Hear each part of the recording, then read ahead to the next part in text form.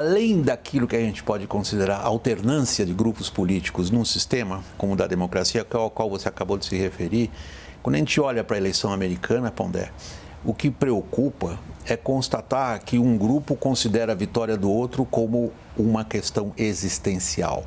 Eu não sobrevivo se o meu adversário vencer. Eu não acredito que o meu adversário comparta comigo os mesmos valores que fizeram esta sociedade o que ela foi. E aí?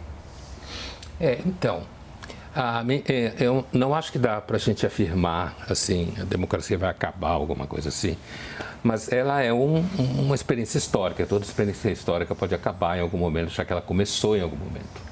A minha impressão é o seguinte: em comparação ao começo do século XX, as duas guerras que aconteceram, você teve uma agressão à democracia, digamos assim, a regimes democráticos. Havia inclusive a crença, fosse por parte dos comunistas, dos fascistas, nazistas, de que a democracia estava perdida, era degenerada, não ia chegar a lugar nenhum. Hoje, seguindo o que você falou, eu tenho uma impressão de que é quase como se os problemas da democracia hoje são intestinais, de alguma forma, são viscerais. Quer dizer, você tem pessoas que dizem ser a favor da democracia, vivem em democracia, mas de alguma forma chegaram à conclusão que mesmo dentro da democracia, aqueles que poderiam ser um dia simplesmente fazer parte de alternância de poder, não devem ter o poder de jeito nenhum. Eu acho que isso é um elemento. Eu entendo que as redes sociais, sem dúvida nenhuma, pioraram muito isso, né? Mas eu entendo que isso é uma experiência, de certa forma, importante hoje que a democracia está passando.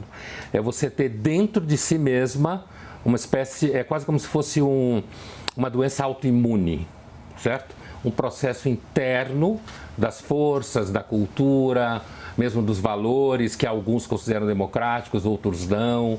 Como se a gente tivesse, por exemplo, nos Estados Unidos, alguns conflitos entre a ideia de liberdade negativa, a ideia de liberdade positiva.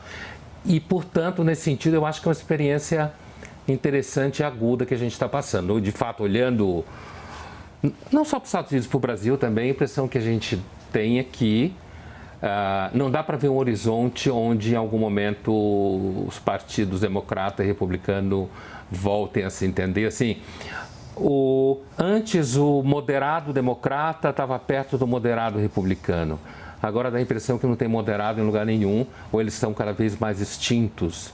Então, eu tenho a impressão que há um problema autoimune na democracia hoje.